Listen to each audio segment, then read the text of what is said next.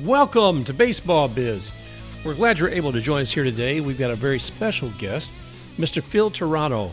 Phil has been a baseball agent with PTSG, that's the Primetime Sports Group, now for a few years. He's been agent and also the president of the company. Another thing to know about Phil is he's got quite a bit of history with working with sports too. He refers to himself as a baseball lifer, and after talking with him, you'll understand why. So let's get started. It's great having you here, Phil. You've got quite a good background. I mean, you've had this business going on now for about 6 years. Is that accurate? Yeah, been in the business a little over 11 years, but I've actually been a full-time agent for the last going to be 7 years now. Correct. Well, I'll tell you what. I know today we're going to talk about the evolution of a ball player, and how they go from maybe high school and being recognized to getting into the show. But I also want to talk, a little bit maybe about becoming that agent, because you yourself, started out, I know you've had some marketing background, but you've also had some coaching background as well. No, I was going to say I spent a lot of years obviously playing the game and then majority of my adulthood coaching the game, and then came into the agency world as well. You talk about an apple pie mother and baseball. I mean, that's what America is. And I think that's what a lot of us grew up with. I mean, I was very fortunate where I grew up in Louisville, Kentucky. There was a place called Shively Park. And over there, they had like 5 or 6 diamonds. And there was games always being played in the summertime, different age groups, different coaches. And it was fun. It was part of who we are. That's where we spent, growing up, was baseball. I loved it. And I look at that, and I see these young men who want to come up to this dream of playing in the show, who want to be out there, and thinking, how does that get started? I have no clue. I mean, I love watching on TV. I love analyzing some of it with the business aspect of it. You've been there through your whole life with it. You've been there as a coach as well, and mentoring some people.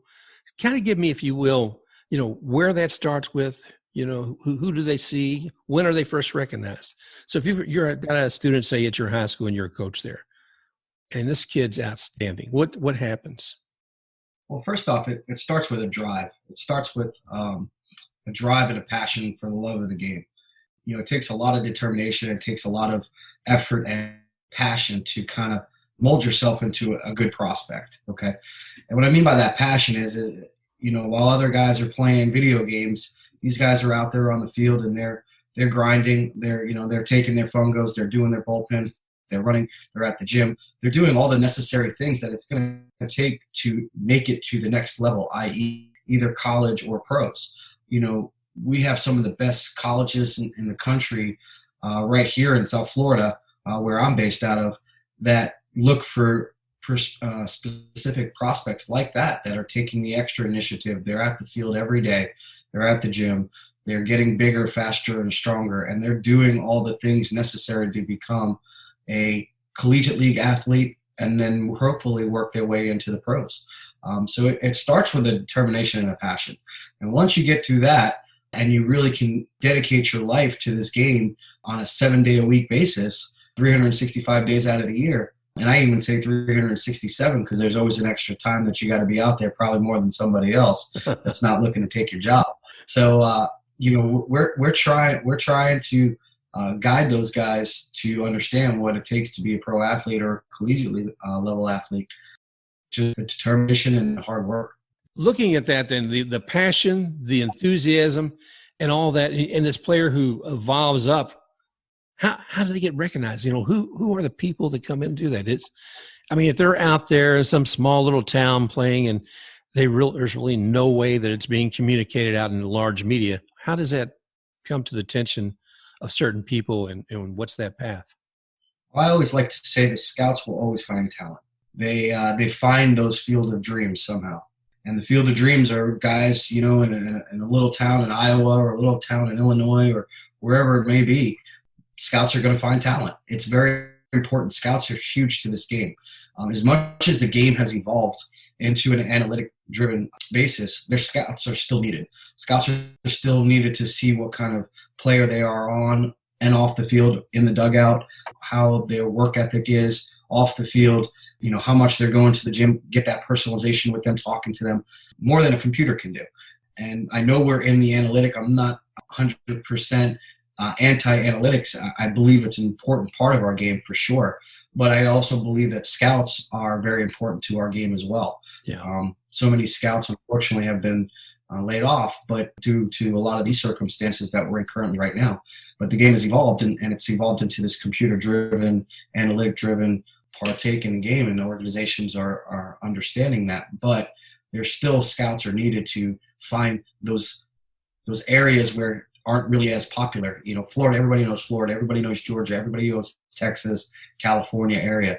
Midwest is becoming a very hot spot these days. So, these areas are great, but there's always that one kid that you might find in some town that nobody ever heard of that, rises out of the cornfields and all of a sudden becomes, a pro ball player and makes it to the big leagues one day. And it's a great story. And, scouts are needed to find those.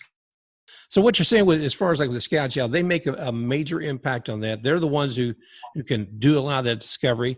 Yes, analytics are out there. Yes, we can learn some things from them, but I guess you also, a scout, can see kind of the commitment. They can see, well, the excellence of that player, not just what they're able to do on that field, but once they step off of there as well.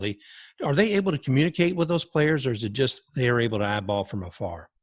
No, absolutely. They're able to communicate with players and families and see what the goals are of that particular player. A lot of times during a season, they'll have ample time to speak to them, whether it be prior to the season starting or, at courses of, areas where it might be a slower week than others. And they have their interview processing with each individual player. A lot of times they lean on the coaches and they lean on advisors to kind of gather info as well, but see how the player's been doing. If they're not able to cover that particular area at one point in time, they do lean on the players and speak to them. And, they want to find out the makeup of the player and what his goals are. And, does he want to become a pro player? Does he want to finish college? Does he want to go from high school to college and has no interest in becoming a draft pick that year out of high school? There's a lot of intel that they have to find out, from the player itself. Well, that's good because, a lot of times I just thought, well, if they can't approach that person, they can look at them, but they can't say anything to them. I'm glad to hear that there's actually some communication going on at that level, because otherwise it sounds like, we just, much like the analytics, we can tell something, but we really don't know the depth of that particular individual. So I'm glad to see that takes place. Well, then take me to the next step. With the scout going ahead and seeing the players, some analytics, all that information being brought in, who does the scout communicate that to? Do they work with an agent? Do they work with a team? What happens after that scout has evaluated and said, this kid's it, this kid needs to be up there? There's a lot of different kind of trials and steps that kind of go along with it. A scout comes in, they see a player. Sometimes they're not the final decision. Cross-checkers have to come in. National cross-checkers have to come in. All those kind of steps have to take place before a kid really gets onto the radar of the up top of the organization, saying that this is a guy that we would consider to potentially draft in that draft year or wherever the case may be. So there's a lot of different steps to kind of get to that point. But when that decision has been made and he becomes, quote unquote, a prospect for that year's draft, there's talks between advisors, because we're not agents until they're into the pros. We're advisors. We are right. Advisors to the family, to the player. So there is talks between the advisor and the local scout or cross-checker or player development, whoever, national cross-checker. And then, as the draft gets closer, really just the determination of where the family's at. Do they want to continue on with education, or do they want to forego their future into pro baseball? And then that's kind of the stuff that's relayed to the organization at that point in time, and where the family and the player sit at that point in time, and if pro ball is something they want to pursue. Well, it's good. It sounds like there's a lot of give and take, and like you said, a lot of qualification, not just one person, but cross-checkers, et cetera, maybe giving that family that's in that young student a chance to understand what the reality is.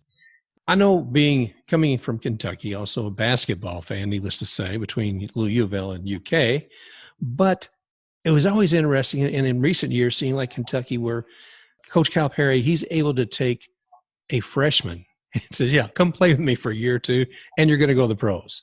And that kid is drafted, and he is on a pro team by what would be his junior year in college. So the transition for the creme de la creme, if you will, from college to the pros is one step. But when we're looking in baseball, and we're looking traditionally, not this year, but traditionally, 40 rounds with 30 teams, so at least 1,200 players, and in some cases, because free agency, there may be some more involved with that. The expectation, how do you allow a conversation with a player? How should it go when you're talking about their expectations being maybe one of 1,200 in that year? Basically what I like to tell people that I'm helping out throughout the courses of the draft process is, you kind of can't take anything for granted. Right. You want to go in there, you want to give it your all, focus on what you can control, and let everything else kind of fall into place. If you have a good season and you're one of those names that are kind of in that shuffle of those 1,200 people, just go out there and continue to have a good season, and the rest will kind of fall into place. Now, again, you mentioned this year was a little bit shortened scenario, so a lot of kids that didn't even get a chance to kind of perform at all to kind of put their name on the radar for a 40-round draft. But, in years past, it's always been focus on what you can control, do your job, be a good teammate, be a good player on and off the field, and then let the chips fall where they may. And if you do that, a lot of times you're going to have some success. I'm not saying it happens all the time. I've seen plenty of guys that have had good years, 3 or 4 good years in college situations and never get their name called. So it does tend to get very hard. It's not an easy sport. You mentioned you go from basketball to the pros, from a college level to a pro level right away. And I like that with baseball. Yeah. There's years of minor league baseball and rookie ball and instructional leagues and fall leagues and winter ball and all those things that kind of go into it before you might get a sniff of the grass of a Yankee Stadium or a Dodger Stadium or Red Sox or whatever the case may be. So whatever team, takes that chance on you. So it's a very long drawn out process, and it's a lot of, again, hard work, determination, and passion. The guys that work hard give themselves somewhat of a chance to get to that top next level. The ones that don't, we'll see things not go the way. Hang on, we lost the call for a second. Oh, we're back. Good. So the determination and the passion that kind of goes along with everything from the season as it unfolds also pertains to where you're going to be at, hopefully when the day the draft comes around. You know what I mean? And if you stay on that course, hopefully you give yourself a good chance of success during that draft period. And if you think about it, there's a lot of good, hungry players out there. There wouldn't have been 160 some odd minor league teams out there that were feeders into MLB. And as you and I know, the way things are changing, that number may be greatly reduced here within a year or so. And you look to like the Mexican League. That was an amazing thing for me, watching the Rays this past year and watching Mr. Davis come up, that speedy guy. That was amazing. And they pulled him up from the Mexican League, later in the year. And it's like, what? Where did this go? Yeah. Do you have to, are you working beyond just here? Are you looking in Dominican Republic? Do you have Mexico in there? How far reaching, is your work? Where does it take you? I go everywhere. Internationally as far as the eye can see, and as far as the plane will go. So, I wherever there's talent, we're looking. I've always based my career on is, nobody's going to knock on your door and say, "Hi, I'm here. I want you to represent me." So you got to go and you got to keep your eyes open and your ears to the ground and continue that traveling instinct of, okay, there's something over there. I need to go see it, and hopefully I get to it before somebody else does. Well, walk me through that. Once you found these folks, once that they've come up maybe through the draft and a team has selected them in one of the rounds, is that when the agent actually steps in? It goes from advisor to agent once that draft is taken place? Yes, sir. So once they've actually officially passed physicals and got through all the integrated part of now being drafted into signing their professional contract, their first pro professional contract, what they call a minor league UPC, uniform player contract. Once they do that, then we officially act as the agent. We then sign our contracts, and which are year terms, and we go to work. A lot of people will say, okay, well, now what work do you have to do? They just got drafted, and there's a lot of work. Speaking with development people and seeing where the player lies, and where he could fall within a level at that point in time, following, because they're not playing a full year once they get drafted. They're really only playing a half a season, because half the season's already over. Minor league baseball has already started by the time those guys have gotten drafted. So there's short season, and there's Arizona League, and there's Gulf Coast League, which is here in Florida. So those leagues will start to begin as the new line of guys start to come in from a draft standpoint. And once that starts, then there's all kinds of different things to do.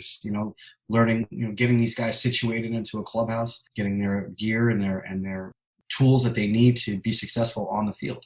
That starts the day they get drafted. I actually have a guy right now who will be signing or be taking his first physical tomorrow with the club that signed him after the draft. He is going to be, probably sitting at home for a little while now, but he'll be getting a physical done and everything done before he signs his pro contract, and then he'll sign mine. So again, the physical is a step up, but I don't think necessarily everybody thinks so. And all right, well, one of the things I was looking at too, I've seen some pitchers. I won't mention a name because I don't want to get a specific pitcher or a specific agent involved, but there is a pitcher who I've seen evolve with a team.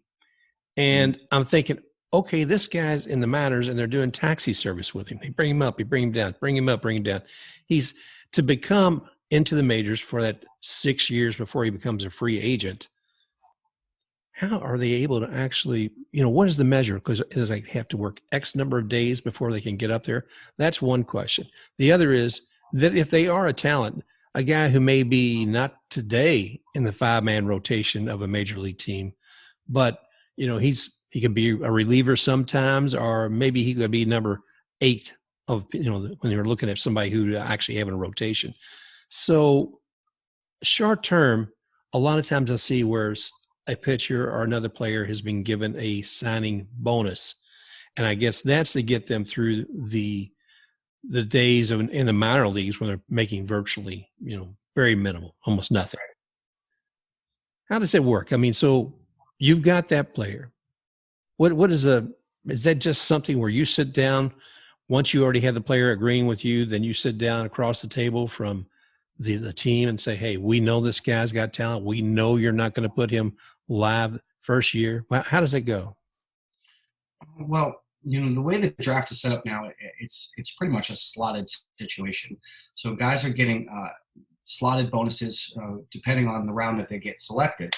For the first 10 rounds, each individual organization has, up to 10 picks, maybe a little bit more because of guys that they traded or free agency or stuff like that, and moves they've made off season, right? And gain extra picks, what they call compilation rounds and compensation rounds, A and B. And so once you kind of get through round 2, then 3 through 10 and 1 and 2, obviously still same thing. They have slotted numbers for each one of those rounds.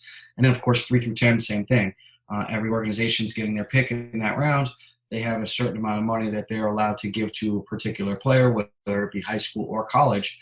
And that works its all the way through to round 10. Then after that, from rounds 11 through 20, rounds 11 through 40, we're going to be in a 20-round situation here before you know it. But let's just say, for argument's sake, we're back in 2019 and it's the draft, right, and it's 11 through 40. From rounds 11 through 40, the clubs are up to $125,000. Or if they haven't spent the money that they were allotted for their entire pool and they had some extra money left over while signing those first 10-round guys, they could utilize that money in rounds 11 through 40. So if they wanted to give a guy $300,000 and that club had $10 million and they only spent $8 million of the $10 million in rounds 1 through 10, then they have enough money to pay that extra guy in rounds 11 through 40. If they wanted to do that. Some clubs don't. They just pay 125 or even less. 125 is technically the max if you have no money left. Right. If you have money left, then you can go above and beyond that. Now you can give a guy $5,000. You can give him $1,000. You can give him a bag of Cheetos and a plane ticket. You can give him whatever you want at that point. But a lot of the guys that are trying to get drafted in rounds 11 through 40 usually are guys that might have just are unsure in the organization's eyes. Maybe they're guys that are juniors or seniors in college. So they're looking to give them a little bit less, or whatever the case may be. There is a specific amount of money that they can give to the players. They can go above and beyond those numbers, but they have to stay within the realm, pretty much. Wow. Well, I mean, so there is some architecture there. I think sometimes we figure it's done with magic, Yeah, it's not an easy thing to talk about in a half-hour show. No, but it is some insight. Yeah, it's definitely a good insight to the way the draft works for a parent that may be that listens to your show, that may be having a client or a son who is getting ready to get into that situation. Understand that, each club is designated a certain amount of money, and the money they have to spend that particular year, they're only allowed to spend that money. If they go over, they have to pay taxes, and most teams don't want to go over. So, they're going to stay pretty strategic to the amount of money they have to spend within that year. Right. Well, let me ask you another part, because you've kind of touched on this as we've gone through this conversation. You have to look at what's best for that player. What you have to be there on their behalf, and those conversations early on with those parents too, and that player. Mm-hmm. What kind of I won't say assurances. What kind of steps are you taking to embrace that player, to make sure their future, that they're being taken care of by the team or player development, that they're not just being forgotten? What are some of the things that you as an agent do for that player? When I first got started, I've been going up against the likes of guys like Scott Porras and the Aces and the MVPs of the world and Octagons, and I'm Phil Terrano of Primetime Sports Group. I had to discover a niche for me that would work, and my niche is pretty simple.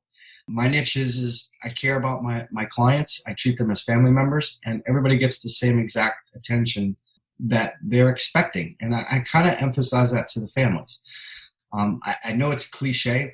I'm not Jerry Maguire. I don't have just one client, but I keep my numbers down, and I keep my numbers down to a point where I can give everybody the same attention. Okay, I'm not going to be able to see them 24 hours a day, 7 days a week. It's impossible for anybody to do that. But I give them the assurity that I'm going to keep my roster numbers down so I can give them each the attention that they all need. And when you present that to a family, some people love it. Some people still want to be with Scott Porras. Scott Porras is a great agent. He's done a lot of good things. I have no complaints about Scott Porras. But I'm not Scott Porras. I didn't get into this business to attempt to be Scott Porras. He's had his time. He's doing well with himself. God bless him. He's done everything right. I got into this business because I have a passion for helping people. I have a passion for the sport, and I have a dedication. The same like the players have to have when they're on the field and they're training to get into that point. My passion is helping people. I'm going to give you my all, give you my 100% into your career, into your goals. What I ask is that you give it to me. I'm going to be there for you. You got to keep the communication lines going. We have to be on the same. Organizations could tell players some things that they don't tell agents right away because the player's in front of them quicker than we are in front of them. So, I ask that the communication always stays tip top, and that I'm going to facilitate the same. Organization tells me something about one of my players, I'm on the phone with that player immediately after I'm off the phone with the organization. Again, the assurance that I give the families, the players, and everybody involved in this situation is that I'm there for them 24 hours a day, 7 days a week. You're not getting my secretary. You're not getting my voicemail. You're getting me. You could text me at 3 o'clock in the morning and I'll probably answer it. You can call me at 10 o'clock at night and I'll probably answer the phone. And if I didn't answer, I'm going to call you right back. So that's the assurance you're getting from me. Yes, I have an office, but I don't have a person manning my phones. My cell phone is my office. My car is my office. You need me at any time of the day, I'm there for you. Well, you communicate that very well here, and I'm sure you do, obviously, to the players and families that you're there. I know looking at your website, talk about you don't talk about the team, or you don't talk about people. You talk about the family on there, and that really struck with me too. That's really struck a chord, and I think it obviously does with people who meet you and talking about their careers as well. So, wow, Phil, you've got a lot you've been doing, and I think it's interesting. I think a lot of people don't realize. They think, with one, either they think the Jerry Maguire, or two, they think of a Scott Boras maybe swooping in with a contract, and that's it. And they don't see anything in between. They don't see what is the reality of what you have to do every day as a sports agent. And I mean, looking to, of course, with ptsportsgroup.com, that's where people, if they want to find out more about you and discover a little bit about what happens with your players as well, that's there. I want to remind folks too, if they're looking for you on Twitter, your handle is at PT Sports Group. So Phil, they can find you there as well. Is there any parting words or anything in particular you'd like to share with the audience? No, I just want to thank you for having me on your show. It's been an honor to be interviewed by you and speak to you a little bit and give you my perception of how the agency world works. Like I said, I'm not Jerry Maguire, never intended to be Jerry Maguire or Scott Boras. I intended to be Phil Terrano of Primetime. And if you're looking for a great family environment, look us up. We'll be happy to help you. Well, Phil, again, thank you very much, buddy. I can't thank you enough. Wish you and your folks continued success. And during these trying times, everybody stay safe. Thank you very much, Mark. I appreciate it. All right. You've been listening to Baseball Biz. I'm Mark Corbett, your host. I want to thank Phil Terrano again for joining us from Primetime Sports Group. Great interview, and I look forward to talking again with Phil in the future. Thanks again, and remember, you can find us on Baseball Biz on virtually every directory, whether it be iTunes, Google Podcasts, Stitcher, etc. Thanks again, everybody, and we'll see you again real soon.